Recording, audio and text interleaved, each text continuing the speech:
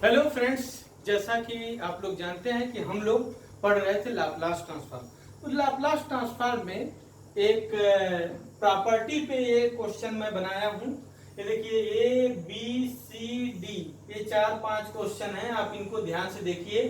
कोई भी periodic wave form हो, मतलब समझो ये कोई एफटी सिग्नल है, ध्यान समझिएगा। ये एफटी सिग्नल है, एफटी का लाप्लास क्या है? एफएस है। अरे एफ टी लिखिए या एक्सटी? एक्सटी सिग्नल है, एक्सटी सिग्नल का लाप्लास क्या है? एक्सएस है। अगर इसी को x T plus capital T क्या है? इसका पीरियाडिक सिग्नल है, इक्वल टू एक्स टी। ठीक है, तो इस पीरियाडिक सिग्नल का लाप्लास कैलकुलेट करने के लिए हमने जनरल फार्मूला है किसी भी पीरियाडिक सिग्नल का लाप्लास ट्रांसफॉर्म कैलकुलेट करने के लिए। ये देखिए ये है x1s, ध्यान से समझिएगा। x1s और 1 माइनस e के पावर माइनस ts। किसी भी पीरियाडिक सिग्नल का अगर हमें लाप्लास ट्रांसफॉर्म कैलकुलेट करना है तो उसका जनरल फार्मूला है x1s divide by 1 minus e के पावर माइनस ts, जिसमें कैपिटल T क्या है? टाइम पीरियड है, क्योंकि पीरियाडिक सिग्नल है तो इसका टाइम पीरियड होगा, टाइम पीरियड है। x1t क्या है?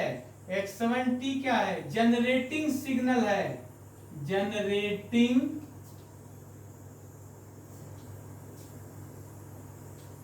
सिग्नल है।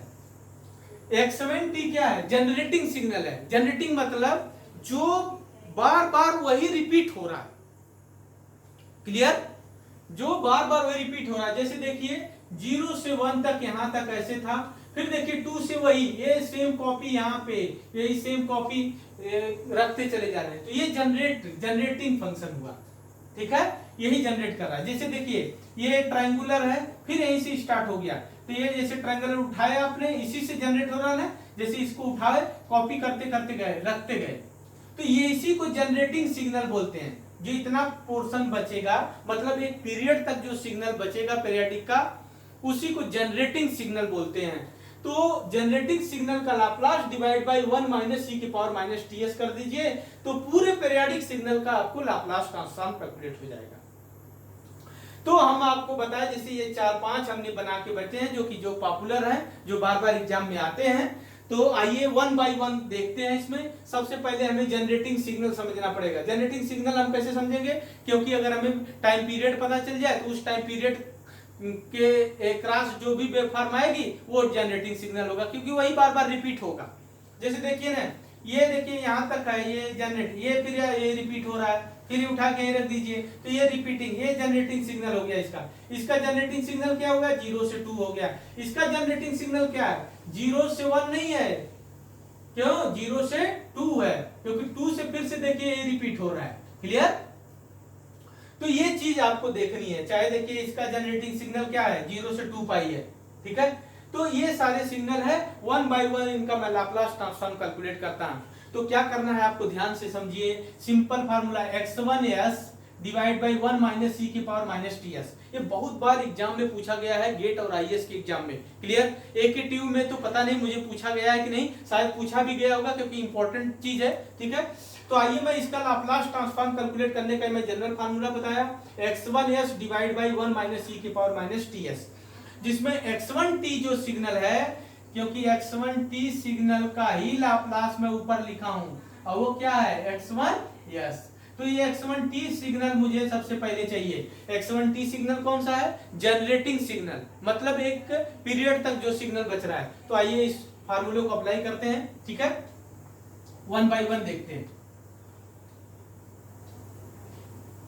बहुत जल्दी। ये देखिए, ये पीरियडिक सिग्नल है, इसका पीरियड कितना है? 2 पीरियड है इसका। तो इसका जनरेटिंग सिग्नल इतना बचेगा। ये देखो, इसका जनरेटिंग सिग्नल इतना बचेगा। ये मैं जनरेटिंग सिग्नल इसका बना रहा हूं, ये बना रहा हूं x1t कितना बचेगा इसका? ये देखिए, यहां से 1 और ये 2, ये भी रहेगा। यहाँ पे ये कंसीडर नहीं कर रहे हैं क्योंकि यहाँ 0 है और ये कितना वैल्यू है 10 है, तो ये जनरेटिंग सिग्नल है। अब इसका टाइम पीरियड आप लोग जान ही गए, टाइम पीरियड इसका कितना है 2 है। तो सबसे पहले इसका लाप्लास ट्रांसफॉर्म हम लिखेंगे। तो इसका लाप्लास ट्रांसफॉर्म निकला बहुत आसान है। सबसे पहले इसको यूनिट स्टेप में लिख लो। x1t इक्वल टू कितना हो जाएगा बताओ, ut 10 ut minus 10 ut minus 1 complete हो गया। अब इसी को लाप्लास ट्रांसफॉर्म ले लो तो x1s आ जाएगा, x1s से आ जाएगा 10/s और माइनस 10 e के power minus s divide by s। Time shifting property लगा दिया, ठीक है। तो x1s मिल गया। अब मुझे फार्मूला जनरल यूज करना है, इसका लाप्लास xs निकालना है। तो xs क्या होगा, x1s क्या है 10/s ब्रैकेट में 1 माइनस e के पावर माइनस s, ठीक है, डिवाइड बाई 1 माइनस e के पावर माइनस t की वैल्यू कितनी है 2 इंटू s। ये इसका आंसर हो गया। इस सिग्नल का लाप्लास ट्रांसफॉर्म ये होगा, ठीक है। ऐसे हम कैलकुलेट करेंगे। तो जहां तक आप लोगों को समझ में आया होगा, सबसे पहले जनरेटिंग सिग्नल कैलकुलेट कर लीजिए और टाइम पीरियड पता कर लीजिए, फिर सिंपल फार्मूले में लगा दीजिए। क्योंकि हमने बताया था आपको x1s और डिवाइड बाय क्या लिखते हैं 1 माइनस e के power minus capital ts। t क्या है, टाइम पीरियड है, x1s क्या है, जनरेटिंग सिग्नल का लाप्लास है। तो ऑलरेडी मैं ये तुम लोगों को बता दिया। सेकंड क्वेश्चन पे आ जाओ। सेकंड क्वेश्चन बी क्वेश्चन को आइए देखिए, बी पार्ट को देखते हैं। बी पार्ट को देखते हैं, ये पार्ट कंप्लीट हो गया हमारा। बी पार्ट को देखते हैं। अब देखिए इस सिग्नल में आपका जनरेटिंग सिग्नल क्या है, ये देखिए इसका टाइम पीरियड कितना 2 यही उठा के रखते जाइए तो ये बनता जाएगा। इसी को जनरेटिंग सिग्नल बोलते हैं, ये इसी से जनरेट हो रहा है, इसी चीज से। तो इसका जनरेटिंग सिग्नल मैं बना रहा हूं। तो ये देखिए इसका जनरेटिंग सिग्नल ये आ जाएगा, इसका जनरेटिंग सिग्नल ये आ जाएगा, ये ट्रायंगुलर। और ये कितना है 1 और ये कितना है 2 और ये कितना है 5 और इसका जेनेटिक सिग्नल x1t आ गया। तो इसको आप सबसे पहले इसका लाप्लास कैलकुलेट करेंगे। इसका लाप्लास कैलकुलेट करने के लिए सबसे पहले इसको रैम सिग्नल में लिख लो। रैम सिग्नल में कैसे लिख देंगे, इसको x1t इक्वल टू, इसको रैम सिग्नल में इसका स्लोप क्या होगा +5 और इसका स्लोप -5 है, इसका 0। तो क्या लिखेंगे 5RT -10 RT -1 और +5 RT -2। ये आप लोगों को क्लियर है, ऑलरेडी मैं बता चुका हूं। इसको रैम सिग्नल में कैसे लिखते हैं आप लोगों को पता है। तुरंत इसका लाप्लास ले लो, x1s प्रॉपर्टी 5 कांस्टेंट RT का लाप्लास 1/s², मैं प्रूव कर चुका हूं।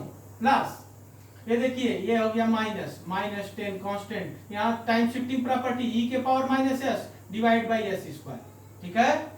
यहाँ पे हो गया +5 और ये RT -2 time shifting property e के power -2s divide by s²।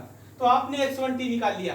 अब सिंपल फार्मूला में पुट कर दीजिए, xs निकालना है, xs इक्वल टू x1s ये है 5/s² कॉमन ले लो, 1 माइनस ये हो जाएगा 10, नहीं ये 1 माइनस ये हो जाएगा 2 e के पावर -s और ये हो जाएगा e के power -2s divide by x1s हो गया और 1 माइनस e के पावर माइनस कैपिटल T की वैल्यू कितनी है, कैपिटल T की वैल्यू यहाँ पे 2 है, तो कितना हो जाएगा 2s।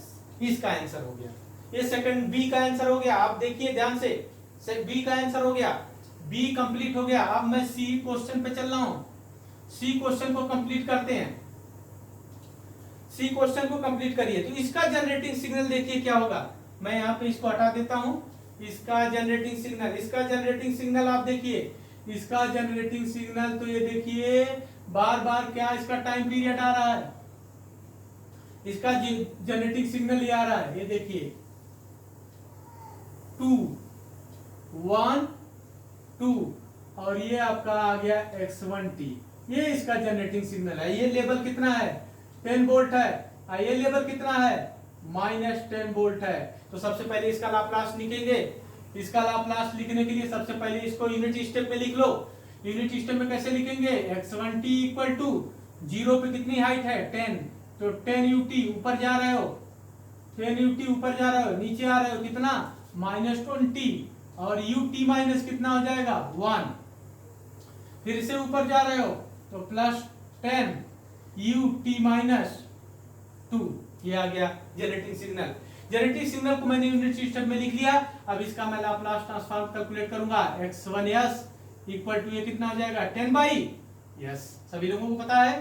फिर 20 टाइम शिफ्टिंग प्रॉपर्टी e के power -s divide by s, ठीक है।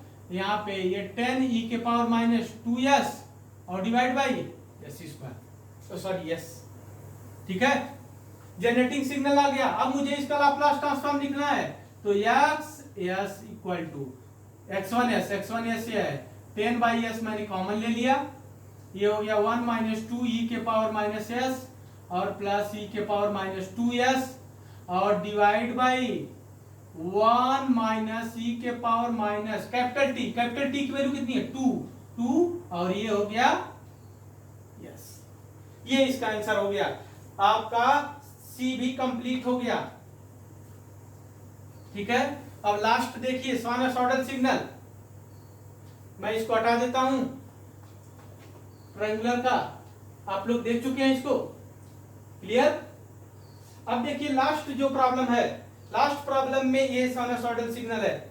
सबसे पहले इसका जनरेटिंग सिग्नल पता करेंगे। जनरेटिंग सिग्नल क्या होगा 0 से 2 पाई, क्योंकि 0 से 2 पाई, फिर देखिए ये रिपीट हो रहा है, फिर देखिए ये रिपीट हो रहा है, तो इसका जनरेटिंग सिग्नल मैं पहले बनाऊंगा। जनरेटिंग सिग्नल हमारा सबसे मेन टारगेट है, जनरेटिंग सिग्नल बनाना। जनरेटिंग सिग्नल आपका ये है, ये टाइम पीरियड है, ये देखिए यहाँ पे 2 पाई तक है और ये पाई है, तो इसका कैपिटल टी कितना आ जाएगा 2 पाई, ना कि पाई लिखिएगा, ठीक है। और ये आपका x1t आ गया, ठीक है। मैं इसको हटा देता हूं, आप लोग लिख लिए होंगे, ठीक है। इसका जनरेटिंग सिग्नल आप बनाइए, तो देखिए आपने जनरेटिंग सिग्नल ले लिया, ये है, और यहाँ पे पहले इसको आप यूनिट स्टेप में लिखिए। ये लेवल कितना है, लेवल 15 वोल्ट है, आप लोगों को बताया हूं डायरेक्ट कैसे लिखना है। 0 पे कितना है, आप x1t लिखिए। x1t कितना होता है 15 साइन, ओमेगा की वैल्यू चाहिए। ओमेगा इक्वल टू क्या होता है, ओमेगा इक्वल टू होता है 2 पाई बाई कैपिटल टी। तो कैपिटल टी की वैल्यू कितनी है 2 पाई, कैपिटल टी की वैल्यू कितनी है 2 पाई, 2 पाई 2 पाई कैंसिल आउट, कितना हो गया 1, तो ओमेगा की वैल्यू 1 है, फिर 1 हो गया ओमेगा, फिर इसके बाद t, ठीक है, -0 और ut -0, तो ut हो गया। फिर इसके बाद पाई पे भी प्लस पाई पे, तो ये क्या लिखेंगे +15 और साइन पाई साइन ये लिखेंगे t माइनस पाई और ut माइनस पाई, ये लिख देंगे। फिर इसके बाद जनरल फार्मूला हम लगाएंगे x(s) इक्वल टू x1s, तो x1s निकालेंगे, यहां से x1s निकालिए। x1s कितना होगा, इसका लाप्लास ट्रांसफॉर्म कितना होगा 15, साइन का क्या होता है यहाँ पे 1 है, तो 1 divide by s² plus omega square, omega की वैल्यू कितना है 1, प्लस यहाँ पे देखिए 15 टाइम शिफ्टिंग प्रॉपर्टी e के पावर -πs और divide by s² plus 1, clear, आपने निकाल लिया। फिर इसके बाद आपको जनरल फार्मूला लगाना है x1s में 15/s² और प्लस 1 कॉमन ले लीजिए, तो यहाँ पे 1 बचा और ये आ गया प्लस e के पावर -πs आ जाएगा, ठीक है, divide by time period 1 - e के पावर माइनस कैपिटल टी की वैल्यू 2 पाई इंटू यस, ठीक है। तो ये इसका आ गया। कोई भी सिग्नल दिया रहे, यही सिग्नल नहीं, कोई भी पेरियोडिक सिग्नल दिया रहे, ये भी दे, देखिए इसको भी कैलकुलेट कर सकते हो, ये भी सिग्नल दे, फिर इसके बाद मैं और आगे बता रहा हूं, ठीक है, ये भी सिग्नल दे, ये देखिए ये भी सिग्नल दे, ये भी पेरियोडिक है, इसका भी कैलकुलेट कर सकते हो। तो एनी वन सिग्नल का आप कैलकुलेट कर सकते हो, सिंपल जो मेथड मैं बताया हूं इसी से। जैसे अब इसका टाइम पीरियड कितना हो जाएगा 0 से पाई, ठीक है, इसका कितना हो जाएगा 0 से पाई, तो ये जनरेटिंग सिग्नल केवल बन जाएगा, ठीक है। और इसका भी आप कैलकुलेट कर सकते हो, ये देखिए इसका भी कैलकुलेट कर सकते हो, इसका भी कैलकुलेट कर सकते हो। इसका टाइम पीरियड कितना हो जाएगा 0 से 2 पाई। क्लियर? अब इसको कैलकुलेट करके सिंपल फार्मूले में पुट कर देंगे, इसके बाद हमें इसका आंसर मिल जाएगा। ठीक है, थैंक यू।